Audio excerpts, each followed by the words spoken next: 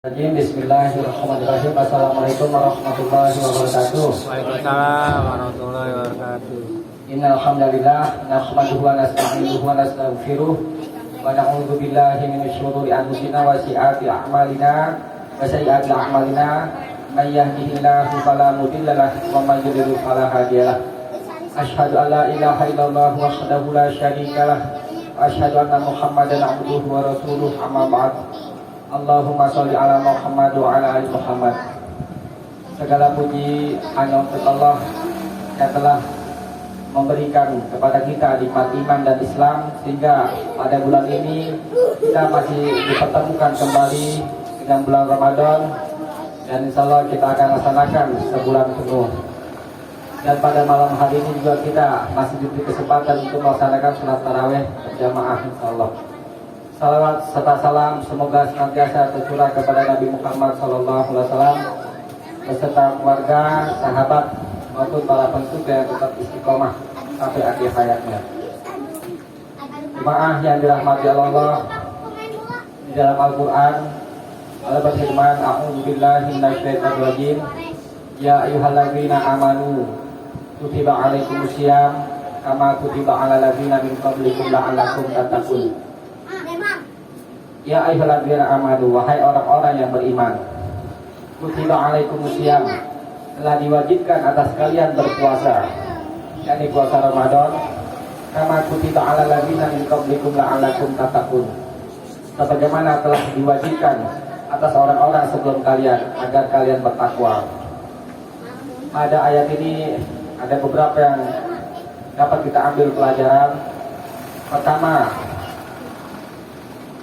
sayangnya Allah terhadap orang-orang beriman, yakni itu dapat ditujukan oleh lafaz ya ayyuhalladzina amanu, wahai orang-orang yang beriman. Kata ya di dalam bahasa Arab itu adalah panggilan, kata panggil untuk yang jauh, tetapi di sini ditempatkan kepada makna yang dekat untuk menunjukkan sayangnya Allah terhadap orang-orang beriman.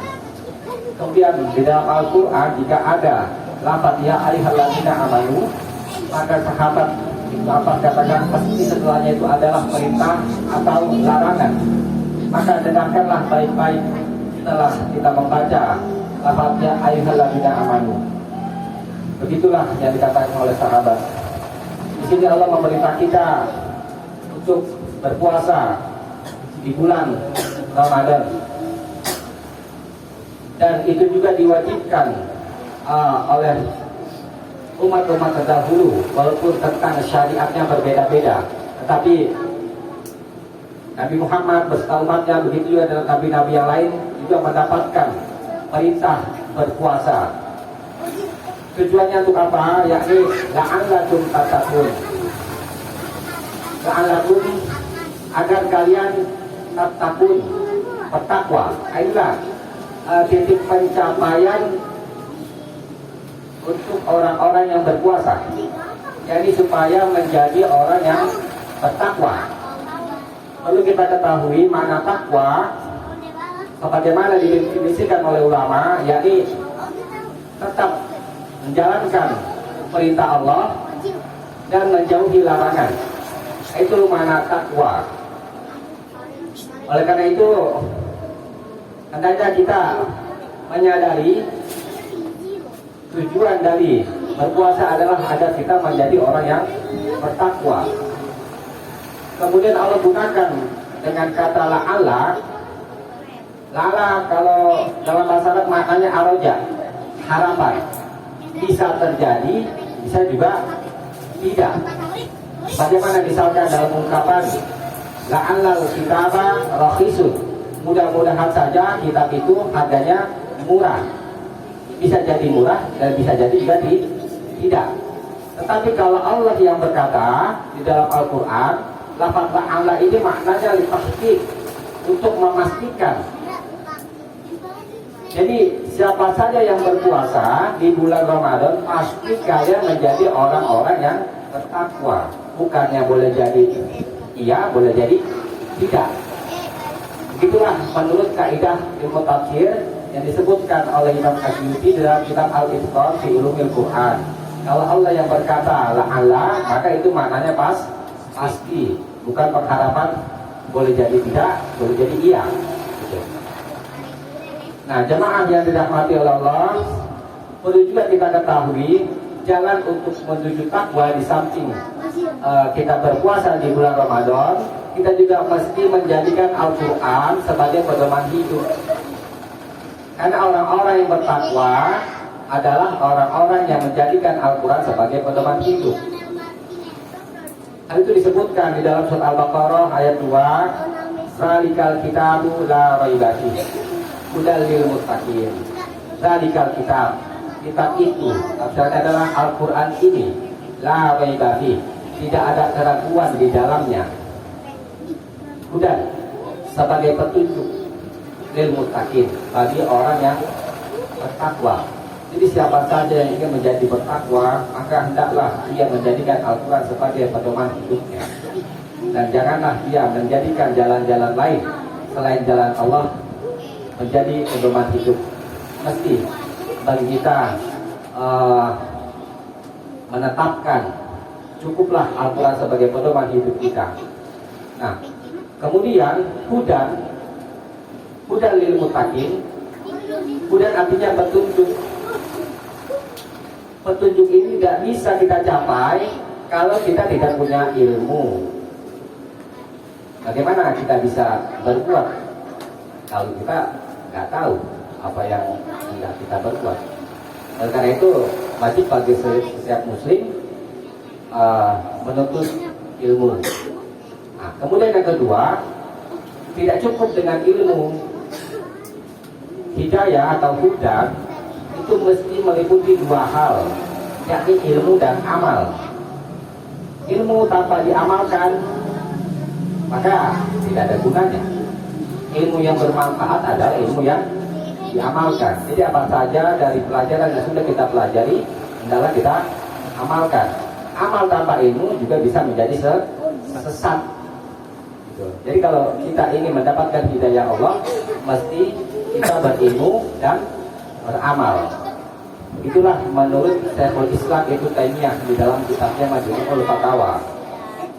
Jadi jemaah yang dirahmati oleh Allah, tujuan dari kita berpuasa adalah supaya kita menjadi orang-orang yang bertakwa, yakni orang-orang yang tetap teguh menjalani perintah Allah dan menjauhi larangannya.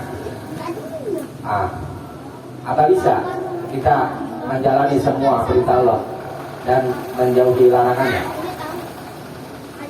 Nah, itu sering dibacakan di khotib-khotib khutbah Jumat. Ya ayyuhalladzina amanu ittaqullaha haqqa tuqatih wa la tamutunna illa wa antum muslimun. Ya ayyuhalladzina amanu, wahai orang-orang yang beriman, ittaqullah, bertakwalah kepada Allah haqqa tuqatih, dengan sebenar-benarnya takwa. Wala tamutunna illa wa antum muslimun, dan jangan kalian mati melainkan dalam keadaan muslim. Nah, ittaqullah haqqa tuqatih, bertakwalah kepada Allah haqqa tuqatih, dengan sebenar-benarnya takwa, yakni menjalankan seluruh perintah Allah dan menjauhi seluruh larangan Allah. Dan hal ini mustahil bagi manusia, karena manusia tetapnya dosa dan yang lain-lainnya. Kemudian dijelaskan di surat lain, fattaqullaha mastata'tum, bertakwalah kepada Allah semampumu. Jadi kita bertakwa kepada Allah menurut kadar kemampuan kita. Ya, mulai dari yang sederhana, yang tadinya kita sholatnya bolong-bolong.